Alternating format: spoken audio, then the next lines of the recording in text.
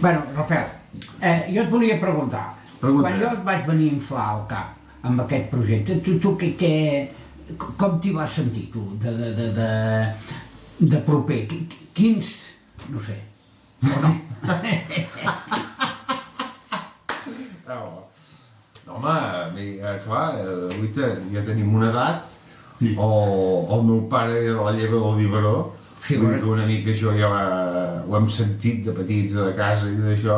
Tenia una germana de la iaia, que era la tia Lola, que precisament dona...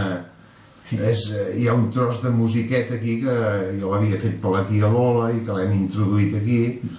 Bueno, que havia tingut un xicot que va anar a la guerra, que se li va morir, bueno...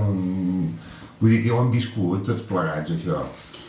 Bueno, doncs fantàstic, és com una cosa, sí, com una cosa, un valor afegit que hi fa que hi posis, no siguin només corxeres, sinó que hi poses un tros de la teva vida. Alguna blanca i alguna rodona, també.